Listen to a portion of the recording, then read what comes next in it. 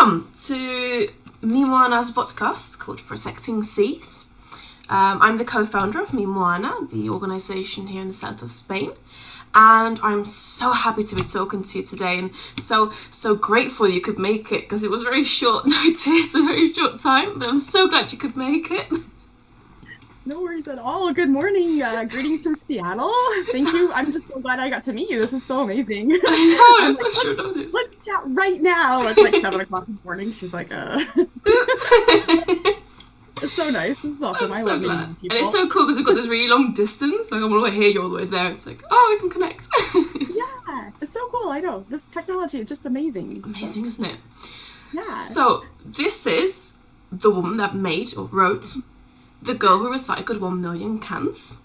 It's amazing. Oh, it's so cute as well. So cute. It's super cute. Maybe you could tell us a little bit about exactly what it talks about. I would love to tell you about our book. So I'm a co-author. So it's Brad Rudover and Shazia Jaffert. Shazia's an elementary school teacher up in Vancouver, Canada. And then Brad, who's my business partner, he's been working in the metal scrap recycling industry for like his whole life. He was born into a scrapyard family in Detroit. And so where he grew up, you never threw any metal in the garbage. Like that was just like unheard of because all metal can be recycled.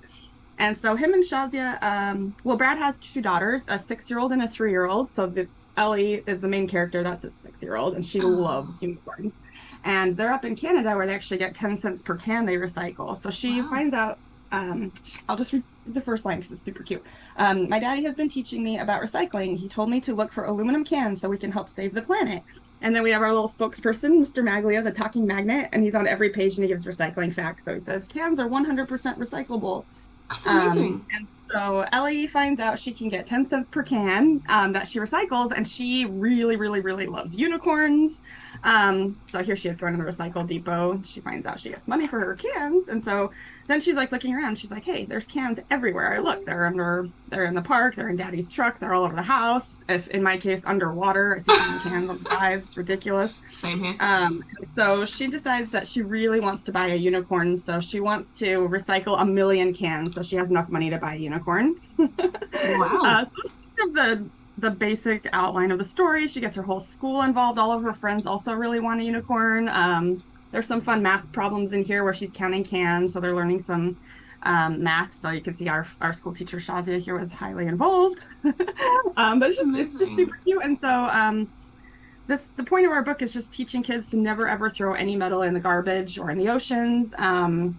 And I don't know if I should tell you the ending or not. Do you want to know the ending? I mean, I do like spoilers. It's kind of a spoiler alert. So halfway through the book, they decide that they can't find a unicorn to buy. They go to the toy store. They're going all over. She's asking her mom. She's like, "Mommy, I can't find a unicorn. Like, what are we going to do?" So sad. And her mom's like, I know, it's kind of sad. But her mom's like, "You know what? Why don't you pick a new thing that you can share with your friends that you guys can all enjoy together?" So she goes outside to think, and it's a super hot day. And she's like, "Man, it would be so great if we had a swimming pool to go cool off in." And so they end up recycling their 1 million cans. Woohoo, they did it! And then at the very end, they actually got a huge swimming pool that they donated to their school. So they can all share the pool together and enjoy it. She got her unicorn floaty. So it's just a really cute book. It just gives kids like some good important life lessons like sharing, teamwork. If you can't achieve one goal, it's always okay to like change it to do something else. Like don't give up. So it's a lot of good life lessons, and then also highly about recycling. So it just teaches kids like, hey, these are recycle bins. There's some amazing little facts in here. Like, did you know that as soon as you put your can in a recycle bin, it only takes 2 months for it to be full on our store shelf again. Like cans recycle super fast. Wow. And they recycle forever. Aluminum is 100% recyclable. Unlike plastic bottles, you can maybe recycle them like twice if you're lucky, or I don't know. Then they break down to microplastics and all this. So we always say first, like reuse as much as possible. Bring your own water bottle or bring your own cup. And if you have to buy something, hopefully you choose the aluminum, the can, and then recycle it because that's the best thing for the planet. Wow, that's amazing. So it's not only just a cute book; it's also super educational. Yeah, super educational. We have like the little glossary section at the end, so words that stick with Mr. Maglio. So he's just teaching kids about like pollution, donating, teamwork, community, scrapyard, And then the most random thing is, since I'm here in Seattle, I actually reached out to a band called Pearl Jam. They're a local rock band from Seattle, and this is one of their logos from their album Alive, and it's called the Stick Man. And so I reached out to them and I'm like, hey, we're teaching kids about recycling. Would you guys mind if we use your logo? So she's actually wearing a little Pearl Jam shirt. So she's a little rock star. Oh, wow. That's amazing. It's really cool because they agreed to let us use their logo, and they just had me donate some money to a charity for writers in Seattle for young writers. So I thought that was just pretty cool that a big band like that got involved. Here's the back of the book. So we have a website, kids.scrapuniversity.com, that anybody can go to. We have free coloring pages on there to list your recycling goals. You can color in the unicorn. We have Mr. Maglio. We have all sorts of, and there's like some fun worksheet for recycling. Cute. So yeah, those are fun. So just anybody can go on there and print them out for your kids. And if you would like to order a copy of our book, you can get it on our website also. Or we print it in the USA. There's a company called Book Baby, and they just print it on demand and ship it out for us, which is really cool. Wow, that's amazing. I'm definitely going to get one. Yeah, and so I just the reason we started this company, so I used to work at my old job for 15 years, Evergreen Shipping. We ship containers all over the world, big cargo ships, get stuck in the Suez Canal. That's us. So I did that for 15 years, and we were shipping commodities all over the world. The number one exports out of the U.S. are our waste products, so used metal, paper scrap, plastic scrap. We ship it to Asia to be recycled. And the stuff they couldn't recycle, unfortunately, ends up in their landfill or in the oceans. And so I've seen that part of the cycle. And so I really wanted to do something to help the planet. It's really good to talk to someone that's so passionate and, very excited to help the ocean, because we definitely need people like that, then we need more people. Yeah. No, it's good that you do that, because we're at our cleanup. So Me Moana is an organisation that cleans up beaches and underwater every month all along the coast. Oh, great. And we also do it, so we always do it with volunteers on the beach, and then also volunteers, scuba divers, in the ocean. Nice. That's so awesome. And then what we do is that at the end, so in about an hour, we bring out this big, I don't know what to call it, reusable plastic. Yes, exactly. Yeah. And then we put everything on there, but also what's been found in the ocean. And sometimes what's been found underwater is more than what there's actually been found on the beach, which is just crazy. Yeah. And everyone that walks by is just also like, wow, where did this come from? Where did that come from? We're like, well, from the ocean. Look, this is what is down there. And it's just, it impresses so many people. It does, right? I have the same experience. So we mostly do a lot of cleanup dives here at our local dive site. We go to every Thursday night, home of the Lumpsuckers, but it's a boat launch. And we find most of our garbage is in areas near boat launches, because we think a lot of boaters, before they pull their boat on shore, they just dump everything off the boat, or also a lot of the stuff that's on the beach gets washed out into the water. And so I could share my screen real fast, maybe. Yeah, definitely. Somehow. It's great to talk to a fellow scuba diver, because it's always nice to talk about, what we find and what happens down there. And some people don't know. So it's always nice to talk to someone that, knows. It's so cool. It's so cool that you're doing this in Spain too. Because we do ours right by the aquarium, so there's always a ton of little kids walking around, and we also do the same thing. We put a big tarp out, and then they just come over and look, and they're like, "Where did you find this stuff?" And I can't definitely share my screen for some reason. But anyways, I have a bunch of pictures of my ocean cleanup dives on my Facebook account. If anybody's ever I'll put your link anyway from your social media in the description, so anyone can go and look. Definitely. Yeah, I have a whole album on there called Please Say No to Plastic, Let's Save the Oceans. And I'm just always, every time I get anything out of the ocean, I'm like, oh, this is my loot, what I found, my treasure tonight. The treasure of the day. Yeah, so it's pretty fun. It's just crazy, how many golf balls we see in the ocean. So many golf balls. I wish they were made out of kelp, bulb, or something good for the ocean, because if it's going to end up there, make it out of fish food or something, Yep. No, I definitely agree. Yeah, it should be definitely something that is being worked on, but unfortunately, I think the governments, to speak in a more general way, I think they're more focused on different things. Yeah. Things that don't cost them as much money. Yeah, and they're probably not divers, so they don't actually know what's going on down there. No, so it's very difficult. But we find some really strange things, don't we? What is some weird things that you found? So probably the weirdest thing I ever found was a pair of dentures, fake teeth. And it was on a night dive, so it was super creepy, because I was like, where's the rest of the body? I was like, what are these teeth doing down here? That's and scary. then Then the really creepiest part is that, so I put it in my bag, and then I got out of the ocean, and I'm like telling all my friends, like we walking back to the rinse station or whatever, and I'm like, I found some teeth, you guys, this is so creepy. So then I opened my bag and they were gone, and I'm like, oh my gosh, like they just flew out, like they're alive.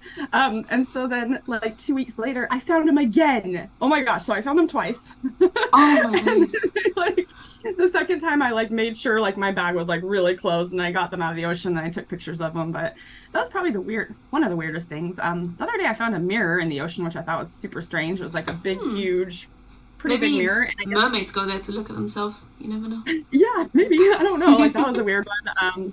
Also, unfortunately, we have like a ton of these plastic plant identification cards. Like, when you buy flowers Right. at the store, like they like how much water you need to give them or sunlight or whatever, those Yeah. little plastic cards. We find thousands of those in the ocean, like on our dives. It's just crazy. Wow. I don't know where they're coming from. We think some people are dumping yard waste off the boat launch. Okay. So there's like tons of like mulch, little branches, like when you have a new tree that's like a little young tree, they'll like put some bright pink tape or blue tape on it, like to on a stick, so it holds it on so the wind doesn't take it away. We find like so much of that tape, Wow. just plastic, and so it's bonkers. Our Wow. poor ocean. So Yeah, no, that's yeah, definitely crazy. It's things you don't really expect. So we usually find, well, the weirdest things we found were refrigerators. oh yeah, Yeah, no, just, you never know when you need one. yes. Bicycles, definitely. You guys have toilet bowls there too? We have so many toilet bowls in the ocean. It's insane. Yep. No, it's insane too, if that's just a Seattle thing. it's the craziest thing. We just sometimes you go diving, you think, how does it get here, right? Yeah, how does that even, like, those are heavy, like those washing machines, like we have dishwasher washing machines, Yes. huge bathtubs. Like, how do you even get a bathtub in the ocean? Like, you It's have crazy. to like stick it on a boat somehow and dump it overboard, I or think so. I sort of imagine someone walking down the beach with a bathtub and just, okay, here you go. yeah, they need like 5 guys to lift it up because they're so heavy. Like, and then how do you even get it? I don't know, down slope and stuff. Like, It's the craziest thing. We've also found once a bag. I think, well, we think that it was sort of stolen and then thrown away. It was a bag full of a passport, car keys. sketchy, sad. I think the wallet was there, but it was obviously empty. And we Yeah. found that in a river. Oh, So it was more a bit like, oh, is there a body attached to it? No, it's just a bag. Okay. Yeah. You never know. We found lots of credit cards. We find so many credit cards. I find so many credit cards too, and cell phones. So many cell So phones. many, and they're not even broken. Yeah, yeah. Right? And It's crazy. the most thing that we find, we've got a 1700 shipwreck in Marbella, which is not too far from here. It's about half an hour away from where I live. And it's this amazing little shipwreck, although not much is left of it. The history behind it is super cool. So it was a battle between the French and the Spanish. And what the French did is that the Spanish were winning. So what the French did is they came into this little bay, which is where the shipwreck is. And they were obviously losing. So the Spanish, they fought, they put the boat all on fire. It was in the 1700s, it was all of wood. And what they did, they were just like, okay, well, we'll get off the boat and then we'll get to land and we'll just walk back to France. And they just left it there. Oh my gosh. I that's know. crazy. So we find like buttons and pieces of ceramic and we find so many things, which is super cool. That is super cool. I know. And right next to it is a hotel and they've got their sewer pipes right down into the ocean right next to it. So it's full of wet wipes. Yeah. That's terrible. Yeah. And we find condoms, we find tampons, we find, all these things that you think, well, don't think that belongs here. No. Lately when I, like, on every dive, I see, like, these things for vaping. Yes. Like the e-cigarettes or all these, like, cartridges. I don't even know what the heck they are. The metal little, like, the metal... Like a little white... Like kind of a white square about this big with like a little, kind of like a little antenna or straw thing sticking out. I don't know. Yeah. I think it's for vaping. And I've been seeing so many of those lately. We see a lot of like metal little, it's like a miniature tank really, without its valve on it. So it's like a metal, I think it's for like laugh, I don't know what it's called in English. We have sort of like, it's like a drug, which makes you very like high. Oh. And in Dutch we call it laughing gas because it makes you really giggly. Yeah. And I know, and it's like this little thingy, little metals, and we find them everywhere. So we had like boxes full of them, maybe like 500 of them. Crazy. That's crazy. That is so crazy. It's just and then reaches. we have like all the plastic, so many plastic forks and knives and Oh straws, yes. spoons, like all of that stuff. And then lately, I don't know if somebody dumped their record collection in the ocean or what, but we've been finding old records and cassette tapes. Do they still So work? I don't know. They're like mostly broken in half or Aw. something. But kind What a of shame. Sammy Hagar cassette tapes. So that was really random. That's weird. We find Yeah. so what we do is we usually clean up near a pier, so because everyone sits on there and they throw all their garbage on there, and it's mainly the people that sit there, but it's also a lot of fishermen. They leave everything behind. Fishing hooks, right? Yeah. I know. Not only that, but also the little weights, which we can then recycle into, of course, dive weights. But also like plastic little containers, plastic wrappers, plastic bags. Like ketchup packets, like the soy sauce packet. Oh Get my days, to go food. They yes. give you all the sauces. So many of those. I see. Oh my days, yes. Yeah. It's crazy. But you don't only do that. I also heard about 500,000 tires you want to remove. So that's probably the most insane thing that is down in, well, besides all the toilet bowls. And but yeah, the 500,000 tires, the government sunk back in the 1970s. They thought it would be a good idea to make artificial fishing reefs, and so there's just huge piles of tires all over the place. Right. I think originally a lot of them were tied together with like ropes or something to make like bundles. They thought they were making artificial reefs for fish, Which sounds quite good. sounds good in theory, but fish and sea creatures don't actually like tires. They're leaching chemicals that is harming them. Usually when you see the tire pile, like maybe you'll see like one plumose anemone growing on it or a couple like crabs running around underneath it. And sometimes if you're lucky, you'll see like a small school of fish going over the top, but they very much prefer rock piles. Like when we go dive by a pile of rocks that's covered in life, if you go dive next to the tires, there's nothing really growing on them. No. And so they've been down there for 50 years and they're leaching all these chemicals. And so I'm part of a group of divers called the Washington Scuba Alliance. And their main goal is like they do reef maintenance, buoy maintenance, sea creature education. And then their main goal is to help get these 500,000 tires out. So I got to go out on a research boat a couple weeks ago. It was really cool. They have sonar on the boat, side scanner. Wow. And they have an underwater ROV. It's kind of like a drone that goes underwater with the video camera and the big lights. And they drive it around with like a joystick for like a PlayStation. It was really cool. Dang, that's really cool. You just drop down like this little underwater mini submarine thing, and you're like playing. He's like driving all around to find the tires, and they just map the locations. So they have all of these locations mapped so that when two government agencies are kind of fighting over removing the tires right now. Like one of them wants to do it. The other one, I think they don't want the bad PR that they put them down there in the first place. And so they're just like, we have to do all these research projects and we need 20 years to study. If we put a pile of rocks to replace those tires, then we don't want the rocks to be bad. And then in 50 years, they're going to make us clean up these rocks. And I'm like, meanwhile, these tires are still sitting down there for like, how many more years do they need to be in the ocean? And so we're just a bunch of divers that are trying to raise awareness about these tires, and just anytime we see them, map the location. So hopefully in the future we can get a big barge with it. You're going to need like a barge, which crane, because they're really heavy and there's thousands of them, to pull them up. And we want to pull them up maybe about 10 feet off the bottom of the boat, just kind of hovering in the water column. And then we'll go dive down there, like in 10 feet order with bags. And if there's any sea creatures on those tires, then we want to like save them, Of course. like take them off, and then we can relocate them to like an actual rock reef. Wow. Yeah, that is a huge project. It's a huge project, and anybody can join the Washington Scuba Alliance, even if you're not a diver, even if you're not in Washington. It's $25 a year, and the money helps for the tire removal. And just you get a newsletter and see what's going on over here in the Seattle area. Amazing. Yeah, we're just really trying to help our oceans and our sea creatures. So that's fantastic. Get those tires out. That's like one of my main goals in life, and we want to get them out and recycle them. I think the government wants to put them in a hazardous waste dump landfill or something. Okay. But now that I'm in the recycle industry, I've actually made a lot of contacts in the tire recycling, and a lot of those companies that they can actually recycle those tires. So that would be better if they can at least reuse them instead of just dumping them in a landfill. So. Yeah, which you never know where it ends up again.